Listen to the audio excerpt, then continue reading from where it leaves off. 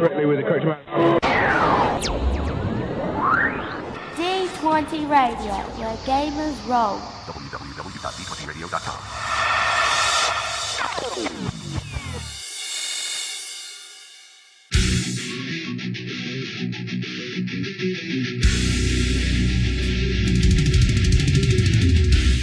Welcome to Me and Steve Talk RPGs, a podcast where me and my friend Steve try and help you get the most out of your role-playing game experience.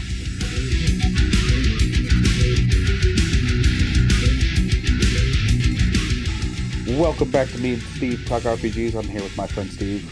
Hi, Steve. And we're going to talk some RPGs. But before we get into that, we're going to talk some Eberron Renewed. Eberron Renewed. What's Eberron Renewed, Steve? I've never heard of Eberron Renewed. Of course, I'm lying through my teeth, but... Well, Eberron Renewed is a fantastic podcast on the D20 Radio Network. That it is. Eberron Renewed, as you might guess from the title, is based around the Eberron campaign setting, originally developed for Dungeons & Dragons. Now, as we record, their most recent episode is episode 46 of Campaign 3.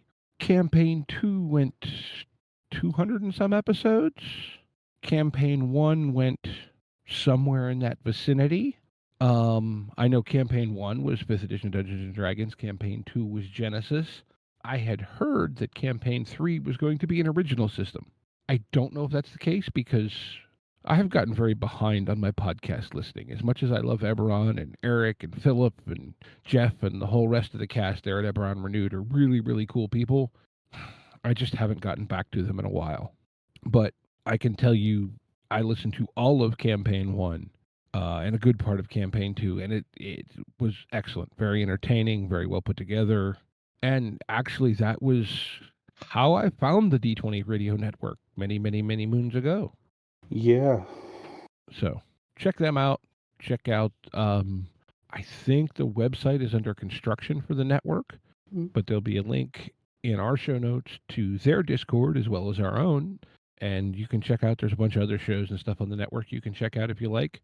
You know, you hear us mention them pretty much every episode. But yeah, a lot of good people, a lot of good shows.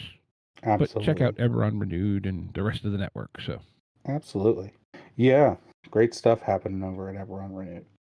Well, it was presented to me from someone I'm currently in a game with, and they're just sort of a newer listener, and they wanted to know if we've ever talked, but in the sense of sabotage or proud metagaming. And told a little story, you know, some information about a player that they had played with, that they were having problems with them metagaming. And it was like in a boastful way and then in a sabotaging way. yeah, so That's not fun, right? Yeah.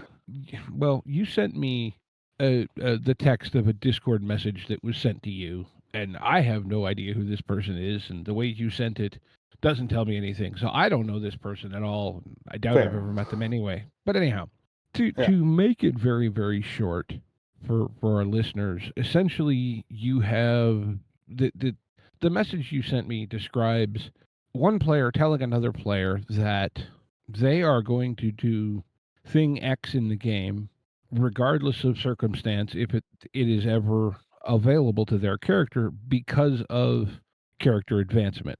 Doesn't matter to them if it makes any sense in the context of the story, the narrative, you know, game situation, whatever. And then also go on to say that they have read modules that the GM is running for them and have used that to their advantage and seem to be pleased with themselves with such activity. Is that fair? Yeah, I'd say that's fair. Give me 2 seconds. I'm sorry. My computer is locking up. Just give me 2 seconds. I got to figure this out. All right. All right. Let's see if that's better. All right. Sorry about that. No, it's all right. Yeah, I thought you were cutting out and freezing a little bit, but sometimes it's just on my end, not all the way through Discord. Well, remember yesterday when I said I didn't have internet? It's still not quite right. But it's the weekend, and we're just barely working. So I'm just going to turn my camera off, unfortunately. But that'll help me not freeze and stutter so much. Alrighty. All right. So, where were we? I'm so sorry. I had kind of summarized the comment you sent. Oh, yeah. So, from my perspective, I've never interacted with somebody like that. But I don't know. I'm not like that myself, where I don't necessarily care. I like to be surprised by games, I guess is the way I want to put it.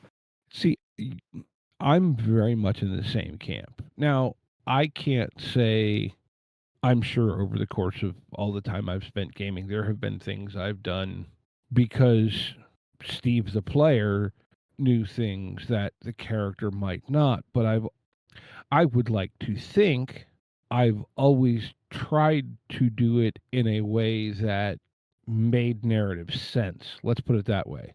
Absolutely. You know, like maybe it's justification, and I'm willing to admit that I've probably justified some actions that, you know, in the grand scheme of things weren't the greatest thing ever. But I think there's a difference between going, oh boy, that thing is really attractive in a meta sense. How can I make it happen along with the story, as opposed to I'm doing this whether the story works or not. Yeah, I'm not. I don't know. I'm not that type of player.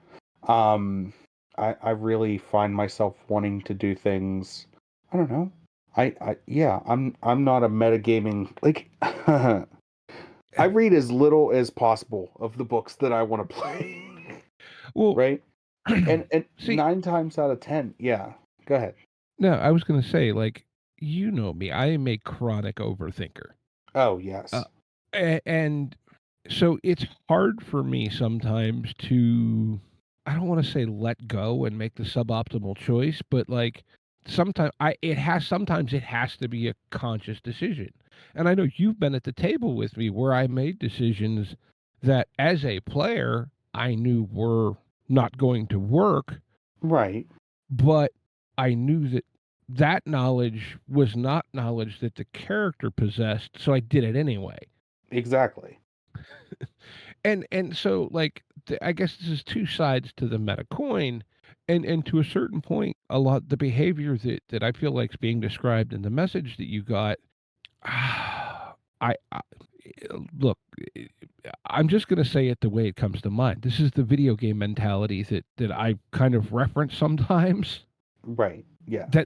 This is what I'm thinking of when I see that. Maybe it's a better way to say it, right? Like, I'm playing to win. I'm trying to make the best character I can. Well, okay, what is that game? And especially in something like Triangle Agency. Because like, see, I'm not familiar with the engine, but I just don't imagine that. I don't know. I could be wrong. I haven't delved into it yet. I haven't got a chance to play it. But from what I understand, I don't think it's like ultra combat heavy. Although if it's for the sake of chaos, because that game kind of is chaos, that could. But yeah, I don't know. I've never done any. Like I said, I'm very much a person that likes to read. I'll read everything that I need to for making a character. I won't read any fluff aside from like background and world stuff, but I'm not going to read. Yeah, that's just not the type of player I am. I just don't. I'm very much a narrative. I just want to have my character. Does it fall within the world? Yes, perfect. I've made my thing. And that's where I'm at. yeah, I'm with you. I mean, like I like to be surprised. Sometimes I will poke the thing with a stick to see what happens, and sometimes, admittedly, okay, I'll tell a minor story on myself here. At Gamer Nation Con this year, I played in a 3-part Delta Green adventure run by Daryl, who, if you're listening to things in sequential order, was on the last episode. Nick and Robert, his co-hosts on the How We Roll podcast. They each ran one session of this game. And in, I believe it was the second session, which was run by Robert, we had the PCs had to break into this secret sub-basement research area of some sort of military base to steal something. Okay, so we successfully break in. we get followed in shortly after we arrive by Deep Ones, who, long story, but they're basically pissed at the research people because they've been doing things. So as we're going to leave, and this is kind of almost as the session is wrapping up, I looked at Robert and I went, Robert, can I chaos monkey you for a minute? And he went, okay.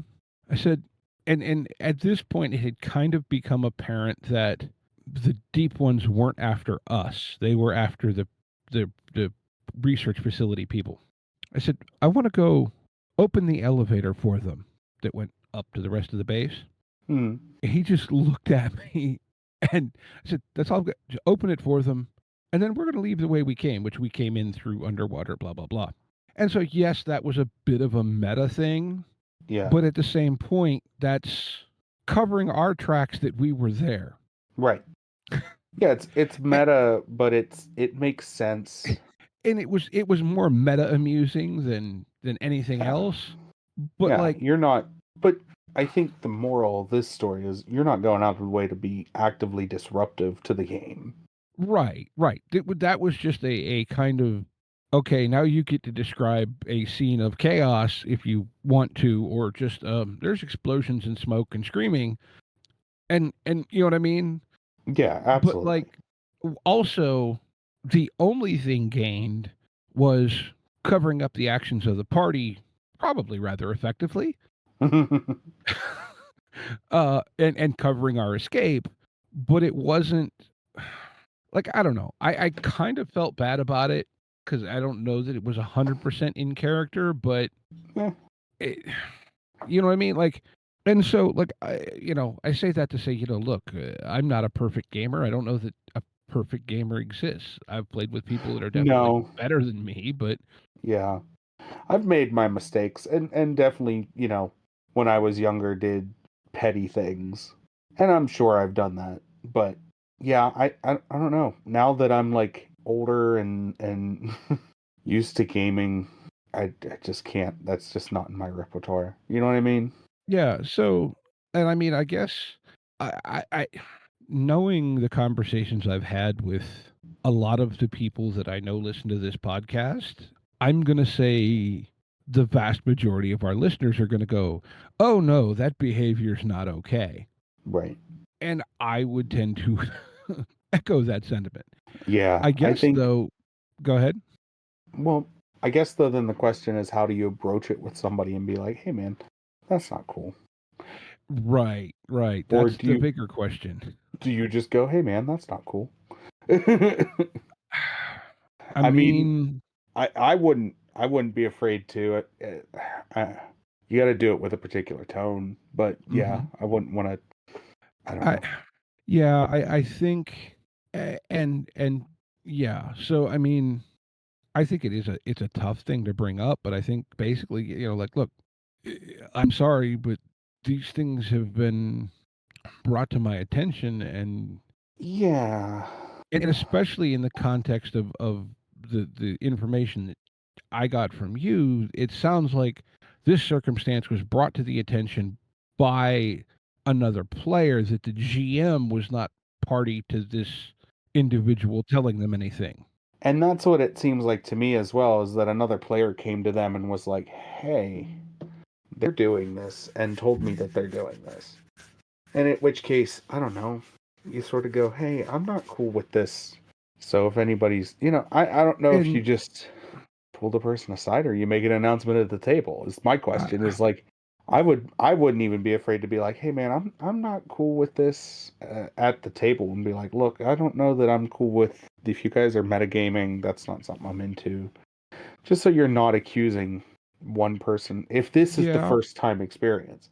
Now, if you've been dealing with this for, it's going on, then you can, like, if you've heard the same story multiple times and you've sort of brought it up, or even not, but if you've heard the story multiple times, then I wouldn't be afraid to go to somebody and be like, hey, I've heard this. Like, are you doing this? Because it kind of seems that way. You know what I mean? Like, yeah, I mean, I feel like, maybe having a private conversation with the individual and saying, hey, look, I've heard this, if that's what you're doing, I don't really think that's cool, and it would appear that your co-players don't think it's cool either, at least some of them. Yeah. But also, like you brought up, bringing it up in the at the table, and just saying, hey, this metagaming bit, I'm sure you've all heard of it, and just, using outside information or information that that your character wouldn't Right. See, and to that's gain an yeah, advantage, I guess is the thing, right? Like, how do you yeah. define gaining an advantage? And that to And in me is most the games thing, that is I like, go into, yeah, the funny thing is, and I just had this realization in most games I go into, I don't even know what my character can do.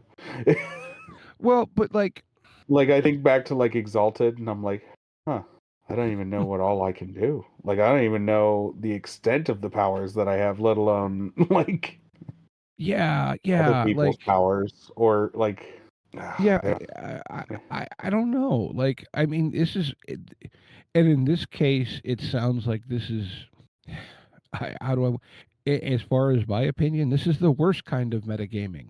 yeah, This is, and I'm going to frame this in a 5e context, but this is the person who has gone on all the forums and the Reddits and the this and the that's and the blah blah blahs, and has the perfect build mapped out of, I'm going to take this many levels of this, and then this many, and then I'm going to take this option and this many levels of this and that subclass and this and this and this and this, and like, yeah, okay, that is exactly how I used to build my characters for raiding in World of Warcraft.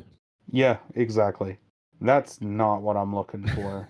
That's And that's not the gaming that I want to participate in either.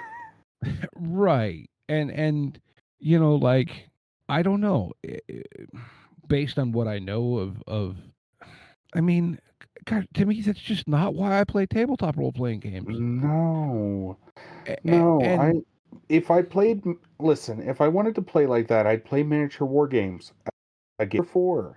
You want to roll big dice, roll big dice. And if you want to play something that's a mix between the two, play something that's mixed between the two. But that's not Dungeons and Dragons.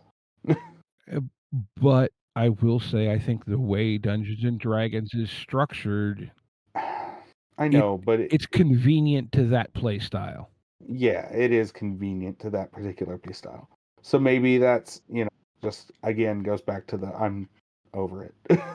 And like I said, in my head, this is when I wonder about, does a generation that came to tabletop RPGs from video games have a different outlook than like I do, where like, well, Final Fantasy is kind of like Dungeons and Dragons, but it's on the Nintendo. Right. You know what I mean? Like, that was my introduction to quote unquote CRPGs. Right. That's true. I mean, okay, yeah, I think there was Pools of Radiance or something, which was a Dungeons and Dragons game on the computer. Yeah. But like, I get it. It's that was your first experience, and yeah, it's true. I agree with you. I think that's absolutely on the mark. And I'm not trying to, as much as playing that way, in my opinion, is wrong. I guess if your whole table wants to play that way, but then to me, if the whole table doesn't want to play that way, then that player is unfortunately out of place. And yeah, it's up to that player then to make a decision. Do I change how I play or do I move on? Because that table's not going to, well, in my opinion, if you're bringing it up to them, the table's not going to tolerate that any longer. Like me as a GM, I would be like, what? Like, I'm not going to take this. well, I think then too, how do I want to say this? This also brings into, and I think this became really apparent in the later stages of like 3.5 D&D, the system mastery almost becomes a gatekeeping thing. Yes. Because to have the system mastery, to be able to keep up with these people at the table who can do all these things, because they know that, like, look, I've said it before, and I don't know if you and I have had this express conversation, but I refuse to actively do anything with Reddit. And it's not because I have anything against Reddit as what it is. It is that with my brain structure, my attention span, whatever, I would end up living on Reddit, and I don't want to do that. You I know, have realized that I like to default to Reddit more than Google sometimes. I'm But not saying there isn't good information there, but like I have oh yeah, no, I also feel you. I have I, acknowledged that Reddit is a very big hole that I would fall into and it would swallow me. And oh yeah, so absolutely. I don't pursue those conversations and like I said, but also okay, if we're playing a game to tell a story, I feel like narrative creativity and story based action reaction, or is the Jim Davies line that I quote all the time on the podcast about playing the world, not your character sheet. That is much more natural to most brains than how can I statistically manipulate all the probabilities that I can put together to make a thing happen. And so I think if you're playing that way, like for example, and I'm not saying this to pick on anyone, but in you in particular, I feel like we've played together enough that my math skills at the table are more advanced than yours. I think that's a fair statement to make. Easily. Easily. If we're playing in a game of meta, min, max, whatever, I'm going to pull more out of my, even if the same person built both our characters, and so they're built at the same level, I'm going to pull more advantage, probably just because of how my brain works or can work than you are, just because I can crunch numbers more efficiently than you can. Absolutely. Okay, and I'm not saying that to say that I'm a better player than you, because to me No. that's tactical wargaming. Tool That's set. board games. Yeah. And and I'm not trying to say that I'd be better at board games than you, because I can also like hyper tunnel vision and miss the big thing that's going on, right next to me. So, Right. but like I feel like if you're trying to game this way, this metagame way, it can create a imbalance between the players at the table, which I don't think is a good thing.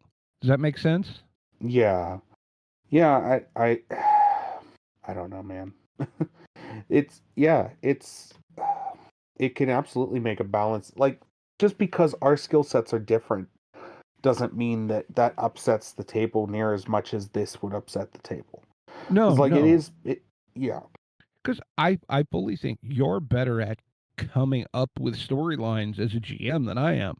Mm, I feel like I'm really good at rolling with what the players deal to me, and I have a thing and I can adapt it well. But I think you're better yeah. at having the idea in the first place. Well, yeah, I appreciate that. I think I agree with you. I think you're good with the rolling with what happens next and making decisions on the fly. I've been trying to work on that myself, so but And that's the thing. We're all different people, but I feel like, and it may be where I was saying it's more natural for people to narratively improvise. Maybe that's not the thing, but I don't feel like there's, in a way, I'm saying this as someone who I feel like my analytical side is stronger than my narrative side. right. So, but what I'm saying is I feel like it's easier for a person who's less strong narratively Right. to feel like an equal participant than someone who is statistically not as strong, or not as strong with like statistics. You know what I mean? Does that Right. make sense? Yeah, absolutely. And I can see where you're coming from. I still also don't think it's right. Like I agree with you on that. Someone who, it's easy to get into the how can I just maximize the most out of this character? And it's one thing when you're sort of keeping to your character, but it's another when you're going, how can I do this and completely destroy the narrative as it stands? Yeah. And I know the other thing, and I've been there at times where I've been at a table and I'm going, boy, why can't my character keep up with this other character? You know Yeah, what I mean? Like the numbers man, aren't. there's no way I can shine in a way that this character shines. And I'm not saying even at the same thing, you know, and I don't know. And this is where I wonder about a lot of things sometimes, but like I don't know. I just feel like this level of metal gaming isn't cool. And like I intentionally a lot of times this is why, yeah, I'm sure listeners have heard me say I prefer to be GM'd by someone using a GM screen Yeah, because I then can't see their dice. I can't accidentally do the reverse math in my head. right. You know what I mean? Yeah, it's Like, the secret's still there. right. And uh, for those out there that are going, but then how do you know the DM's not cheating? I will say this Because I from my believe own Santa experience. Claus is real. But Steve, I will say this, and having had conversations with many people who have spent even more time and way much more time GMing than I have, probably at least 90% of the time, if a GM is fudging rolls, it's in the player's advantage. Oh, absolutely. Every single time I talk to somebody who has GM'd any experience, any amount of time is going, oh, well, yeah, I'm always trying to favor it in the way of the players. Right, because eh, on some grand level, we have a story we want to tell. If we kill the players, we have no more story. Right. And you, Or not the players, but the player characters. You know what I mean? well, yes, both, actually. Well, technically, yes, but there are legal ramifications to one and not the other. Well, but anyways, yeah, no, seriously, I completely believe in rolling behind a tray. I think it's a great way to roll dice.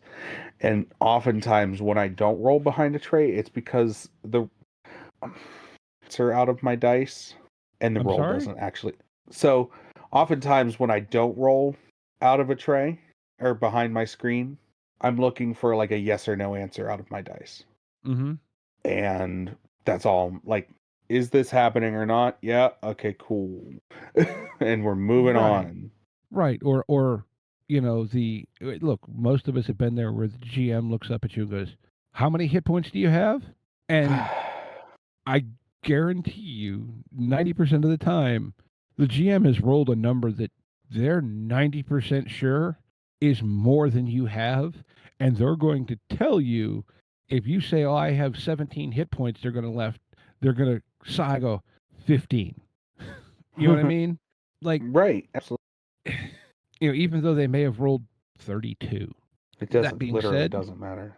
I'm of the mind as a player, usually I don't mind. Like, I get that the dice do things that you weren't planning, and to me that's the element of what happened when I poked it with a stick. You know what I'm saying? But that's my opinion. That's my feelings on it. I don't know. I am with you there. My internet is just starting to hate me something fierce right now. So, um, but yeah, I'm with you on that, man. And I think we need to move into game of the week.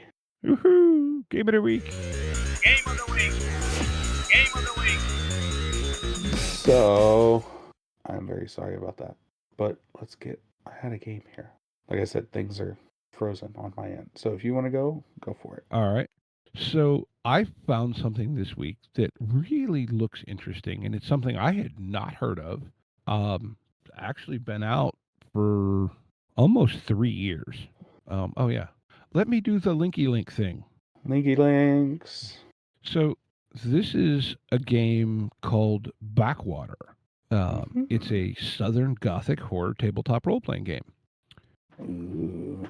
And it is also post-apocalyptic, or maybe post-apocalyptic. I'm not 100% sure exactly how they describe it there, but this is long after the end descended upon the old world. Humanity started to rebuild itself, albeit wretched and forlorn. Survivors salvaged what they could could of government in the form of the American lands. They rebuilt roads, though fewer in number and inferior quality, reclaimed skeletons of buildings, and this particular book is set based around the general New Orleans region, which is a area rich in things to mess with as a gamer, right? Like, Oh, absolutely. now, Absolutely. this also, they have done some expansions for this. There's a companion game called Back Roads, which is in the same setting, set more up in the Midwest St. Louis area. There are Ooh. tons and tons of little supplements, adventures. It is an original game system that claims it uses a D20 for everything except damage, designed to be intuitive and streamlined. It says 4 attributes. I don't know. I did see there's a quick start, although I literally just found this game, I think last night, so I haven't gone and found the quick start and downloaded that to look at that. But topically, it feels like a really cool playground. PDF is currently $20. The core book is 220 pages, it claims. Also, there's some information, just in case anyone's curious. They appear to have paid a lot of attention to sensitive issues, be it racism, disability and deformity, disfigurement, whatever. There's a section about, sections about that in the listing. So, it doesn't appear that this is, because let's be honest, there's some potentially very sensitive topics that Absolutely. could easily Yeah. come out of that genre setting, etc. So I appreciate some extra care taken to that. So, like I said, that's cool. I'm again just at this point just going based solely off the drive-through listing, but like I said, this looks like a really fun playground. Yeah, I'm sure it does. So, yeah, I'm sure it's that called would be a Backwater. really fun playground. Backwater. All right. Yep. All right, I have one. We've talked about you remember a million years ago we tried to get a Jurassic Park game going? Yes. So I may have a new engine for us to run Jurassic Park in. It is called Raptor Ruckus. It is launching on Kickstarter. It's by Snackback Game Studios.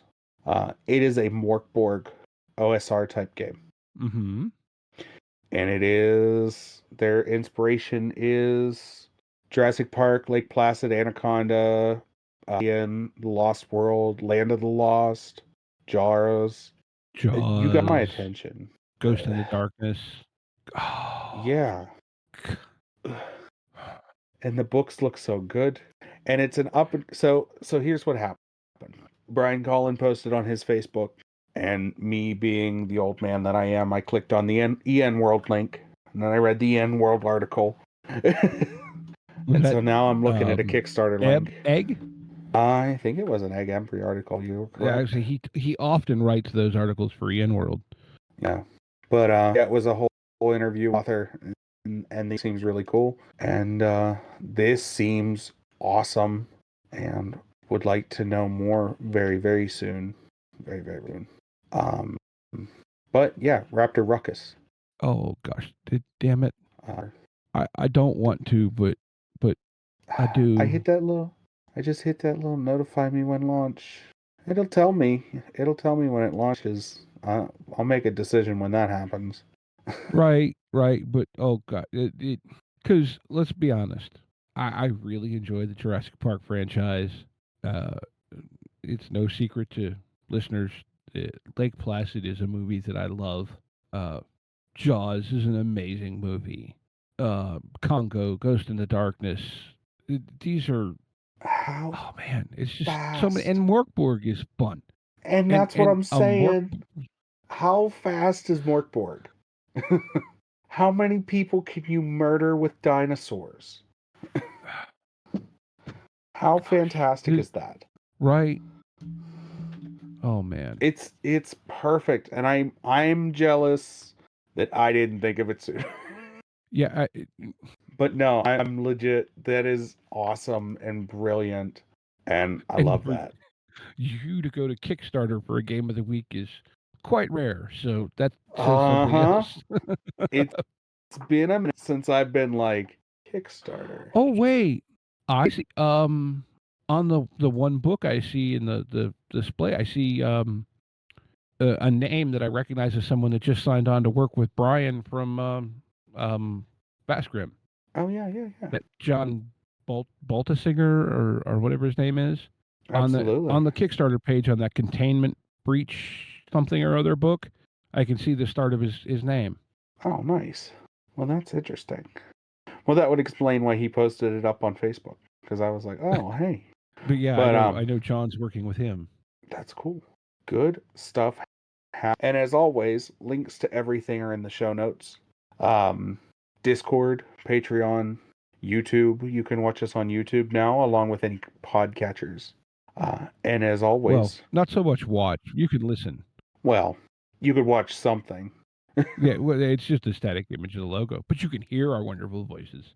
Well, so you can catch it along with any podcatcher, almost any podcatcher. I'm sure there's probably half a dozen at this point that we're not on, but who knows? Yep. And as always, we want to remind everyone to be kind to one another and get out there and play some RPGs. Yep. Take care, y'all.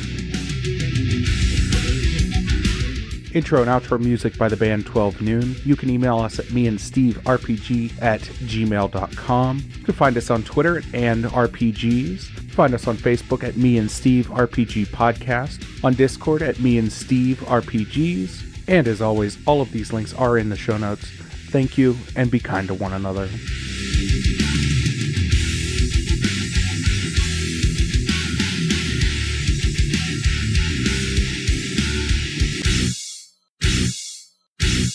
How much for the cigar? Cigar, $20, dog. You gotta go down the street to the store and buy that.